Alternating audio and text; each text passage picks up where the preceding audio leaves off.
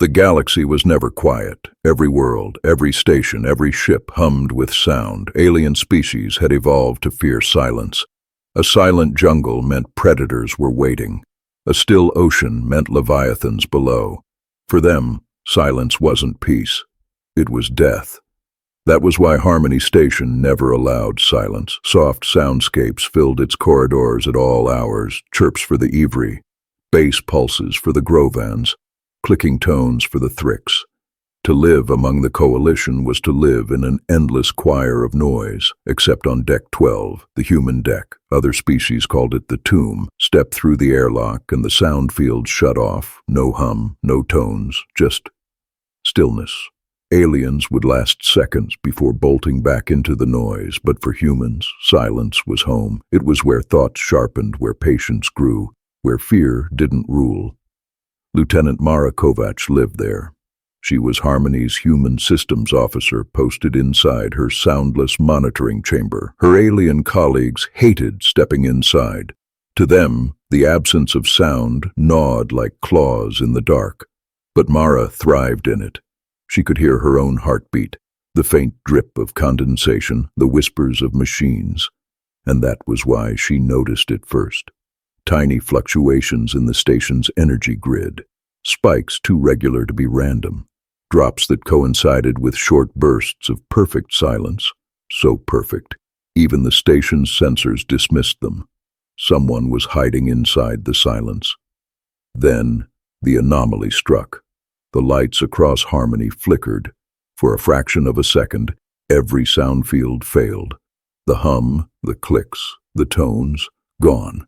Harmony Station fell into silence, and thousands of aliens screamed.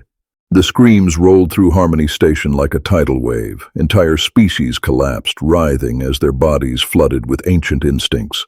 Some clawed at their own ears, desperate to hear something. Others fled into corners, shrieking for noise to return. Mara was the only one standing still. In the silence, she listened. Beneath the panic, beneath the chaos, there was a faint rhythm, a pulse.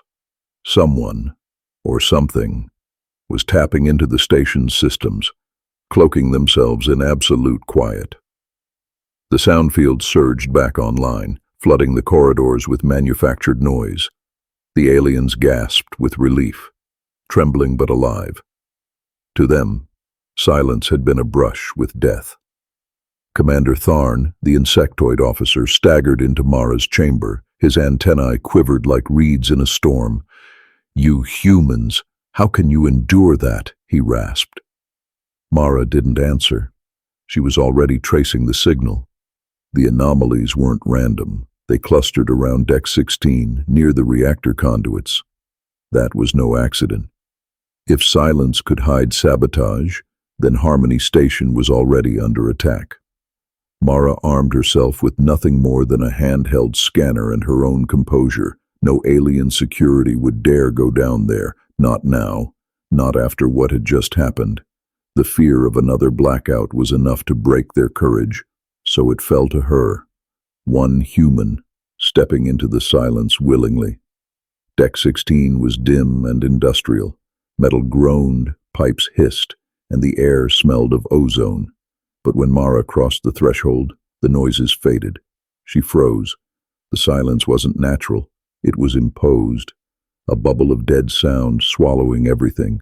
Her scanner went blank. No readings, no signals, nothing but the hollow echo of her own breathing. And then she saw them. Figures moving in the stillness. Shadows where no sound followed, intruders, alien saboteurs wrapped in cloaking fields of engineered silence. They hadn't expected anyone to find them, certainly not a human. Mara smiled grimly. For every other species, this silence was terror. For her, it was focus. She stepped forward unafraid.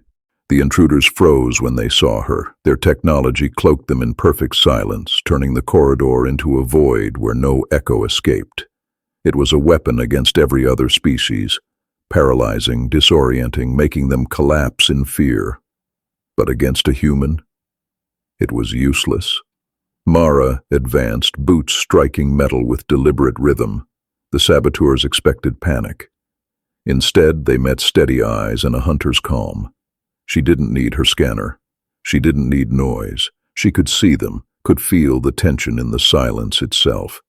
The first lunged. She sidestepped, slammed him into a bulkhead, and felt the thud reverberate in her bones. The others hesitated, unnerved. This wasn't how the hunt was supposed to go. "You picked the wrong station," Mara whispered into the stillness. "The wrong prey." One by one they faltered. Cloaks flickered as their fear broke concentration. Suddenly the silence cracked. Boots scraped, weapons hummed, a strangled cry tore loose. To them, breaking the silence was unthinkable, but Mara had forced it. By the time station security arrived, hesitant, their ears still ringing with remembered terror, Mara had the intruders bound and ready. Commander Tharn approached, trembling. How did you stand it? That void should have broken you." Mara looked at him, then at the prisoners. "Because humans don't fear silence. We learn to live with it, to listen to it. On Earth, silence was never death. It was patience. It was the breath before the strike."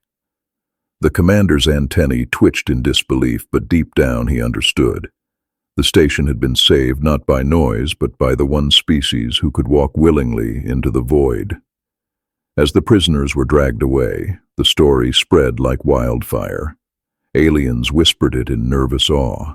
Humans, they said, were the only ones who could look into silence and not see death, but opportunity. And across the galaxy, those who planned to use silence as a weapon began to fear the species who called it home.